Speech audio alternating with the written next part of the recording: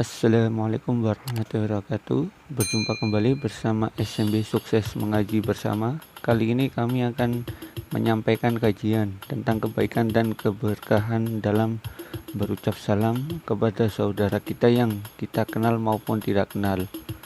Sebelumnya masuk ke kajian Ustadz Khalid Basalamah, lebih baiknya kita berdoa dahulu.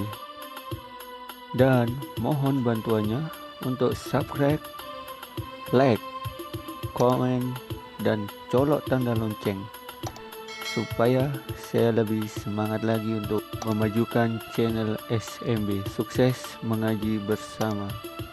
Terima kasih dukungan dan supportnya kawan-kawan.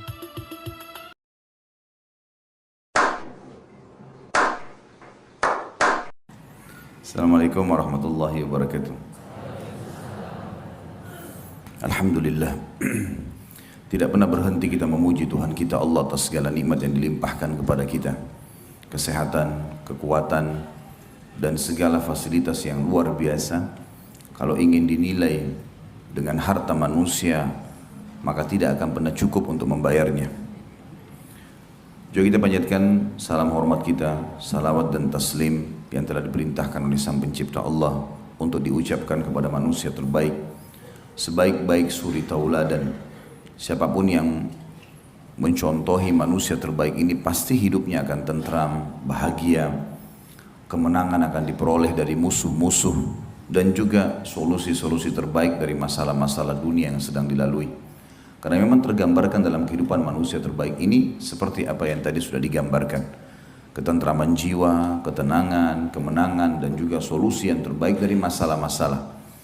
Sang Pencipta Allah memerintahkan kita secara khusus orang-orang beriman untuk mengucapkan salam hormat kepadanya dan akan dibalas 10 kali rahmat atau karunia dari Allah secara langsung. Maka sangat wajar kalau kita selalu mengucapkan salawat dan taslim kepada Nabi besar Muhammad sallallahu alaihi wasallam. Jadi sering ucapin salam ini penting. Karena kita masih ada satu tradisi teman-teman harus kita ubah di Indonesia. Kita enggak salam kecuali pada orang yang kita kenal saja. Ini salah ini. Karena salam itu kenal dengan tidak kenal. Begitulah sabda Nabi SAW. Di dalam hadis riwayat Imam Muslim. Pada saat seorang sahabat bertanya, ya Rasulullah, ayu islamin khair. Wahai utusan Allah, amalan apa dalam Islam yang baik sekali? Setelah kewajiban, apa saja? Kira-kira yang paling banyak pahalanya, paling dicintai oleh Allah. Kata Nabi SAW, tut'imut ta'am, memberi makan orang. Jangan selalu mau ditraktir saja, traktir orang juga. Jangan selalu maunya tetangga antar makanan, kita tidak pernah antar ke orang, gitu kan? Ya, itu bakhil.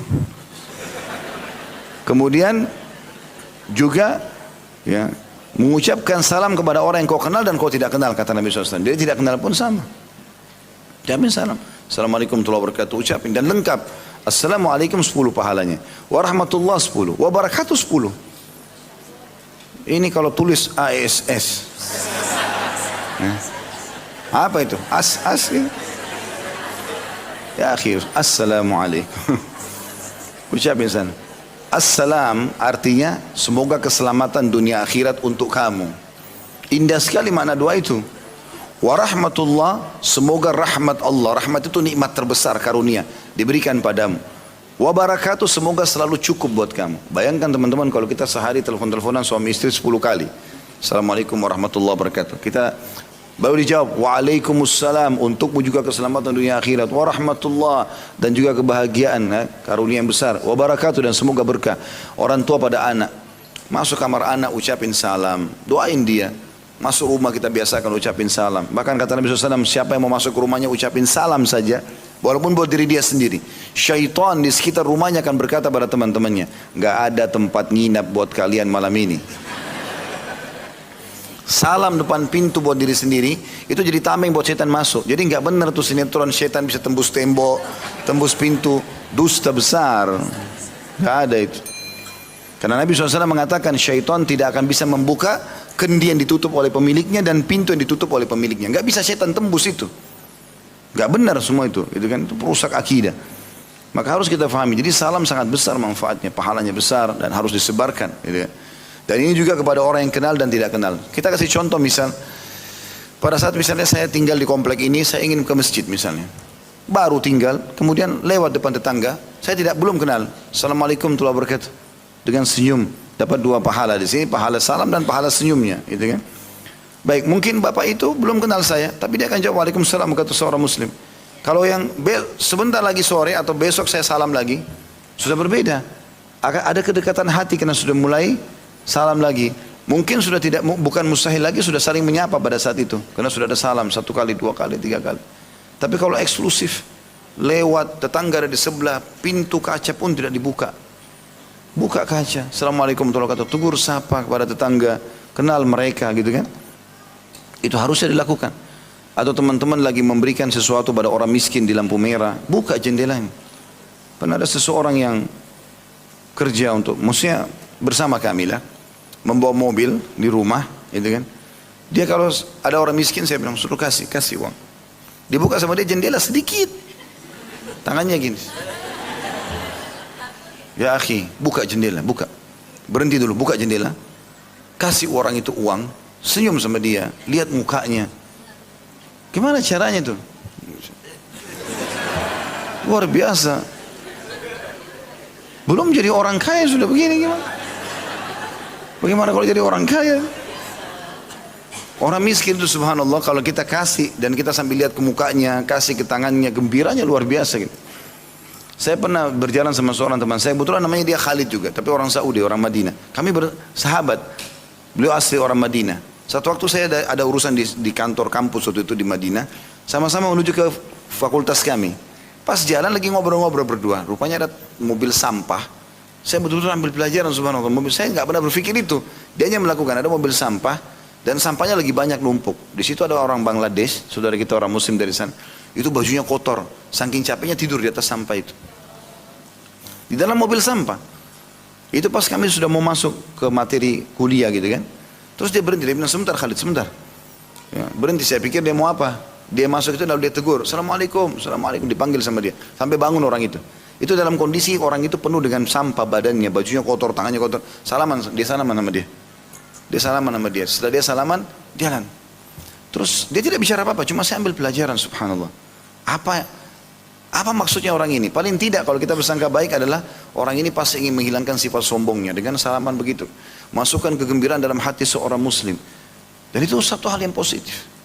Saya juga ambil pelajaran, ternyata sangat menggembirakan bagi orang-orang yang susah tuh kalau kita bukan cuma sekedar kasih ya. Karena salah satu yang membatalkan sedekah kita teman-teman kalau diikuti dengan man wal adha. Dengan ucapan kalimat yang tidak baik dan juga ketidaksopan. Misal ada orang minta lempar ke dia, ini ambil. Nggak boleh. Karena sebenarnya kalau kita sedekah, secara materi dia dapat keuntungan, secara pahala kita dapat keuntungan. Makanya para salafus saleh itu kalau sedang ada orang miskin bawa sedekahnya, pada saat bubar mereka mengatakan, sungguh orang-orang ini pergi membawa pahala-pahalaku, sedekahku ketimbangan amal tanpa diupah sedikit pun. Karena dia pakai beli roti, pakai beli makanan selesai. Tapi kita nilainya itu akan ada di hari kiamat. Tanpa mereka dari mana kita bisa dapat pahala sedekah? Harus berpikiran begitu. Makanya sebagian salaf mengatakan, siapa yang tidak menganggap dirinya lebih butuh daripada penerima sedekah itu, maka dia telah menghancurkan sedekahnya. Mestinya kita merasa kita lebih butuh daripada orang miskin itu. Seperti itulah. Ya. Itu yang dimaksud dalam poin ini. Jadi sebarkan salam kepada orang kenal dan tidak dikenal. Jangan eksklusif. Demikianlah kajian bab mengucapkan salam kepada orang yang kita kenal maupun tidak kita kenal, dan ketika membuka pintu rumah. Dari kajian Ustadz Khalid Basalamah dapat kita simpulkan atau kita ambil beberapa poinnya. Salah satunya dengan mengucapkan salam ketika membuka rumah atau memasuki rumah. Setan atau penghuni yang tidak kasat mata akan pergi dari dalam rumah kita. Itulah salah satu poin yang bisa kita ambil, dan masih banyak poin yang dapat kalian simpulkan sendiri. Terima kasih atas support dan dukungannya. Jangan lupa subscribe, like, komen, dan colok tombol lonceng. Saya pamit undur diri. Wassalamualaikum warahmatullahi wabarakatuh. Salam SMB, sukses mengaji bersama.